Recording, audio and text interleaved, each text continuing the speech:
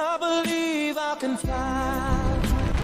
If you were doing that to R. Kelly, it'd be fine. But you're not. You're doing that to your players. Let them fly, guys. Let them spread their wings and soar. I promise you, it's not gonna break your game. Popular advice given to DMs is to either ban flying races outright from your game, or completely nerf them so nobody will want to play them. And once upon a time, baby DM Stephanie almost did this. They almost got me. But after seeing how much fun my party has had, I'm so glad that I didn't do it. So now I'm gonna help you guys be braver DMs too. But before I get the inevitable annoying comments from people who honestly probably didn't even bother to watch this video, there are definitely exceptions to this. No, I'm not saying that you have to let your players do whatever they want, even if it doesn't fit the flavor of the world you're running. No, I'm not saying you have to cave to ridiculous interpretations of what your players expect to happen as a result of having flight. And no, I'm not saying that you have to include them if for whatever reason your game predominantly features large ravines and scaling dangerous mountain faces and not much else.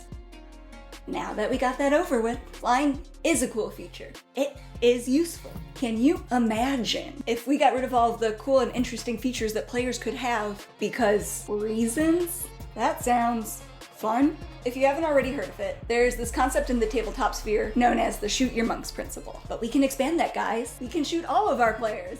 Hey, wait, no, not like that. Shoot your monks refers to the idea that you should, at least once in a while, highlight the cool things that each of your player characters can do. In that example, it's monks and their specialty, deflect missiles. So when you shoot an arrow at them, they have the chance to turn that into a really cool cinematic moment. What kind of lame SDM never shoots an arrow at their monk because they have a cool feature involving it? The same kind that never gives their barbarian big dangerous foes to grapple, or their clerics hordes of undead to turn, or their rogues items to pilfer. You can hear that, right? You can hear how silly that sounds? Your players make choices because they want to feel cool and useful. Let them be cool and useful. And we can all think of 30 ways flying can help in a situation. But if you don't believe me, and don't think there will be any challenge if your player can suddenly avoid bridgeless rivers and ground traps, here are some tips on making sure that flying stays a useful, but not OP feature in your games.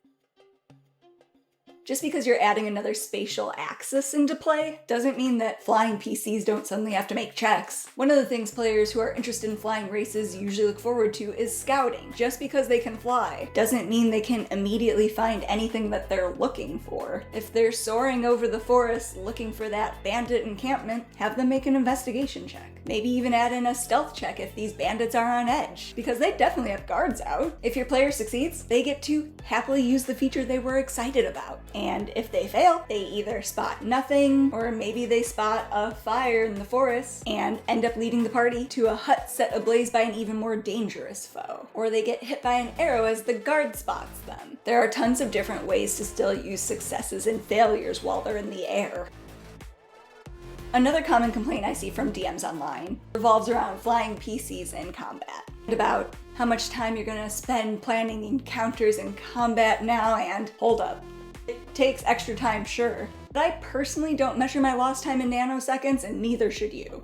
If your PCs can fly, then other beings can fly, which means people know how to deal with things that fly. This isn't rocket science. If you talk to any birds lately, you'd know that humans have been dealing with this for quite some time without magic. So imagine how much longer and better we'd be doing it with magic. Flying PCs honestly aren't that much different from casters or other ranged combatants. Again, it's just adding in a different axis than we're used to thinking about. Just so you don't have to lose a nanosecond thinking about your D&D game, because DMs just hate that. You can use arrows, you can use slingshots, you can use trebuchets, you can use nets, you can use spears, you can use range casters, you can use flying creatures, you can use enemies on flying mounts. You can add a few extra enemies for that flying character to mow down.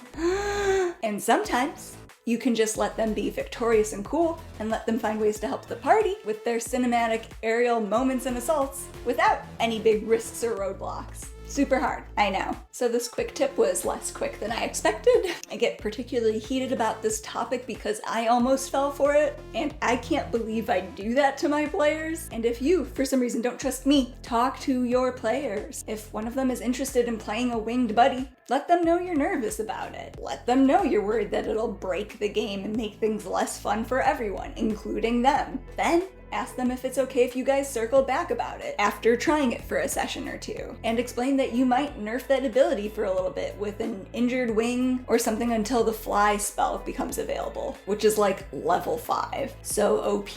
Anyways, don't listen to the crabs in a bucket. Flying really isn't that big of a deal.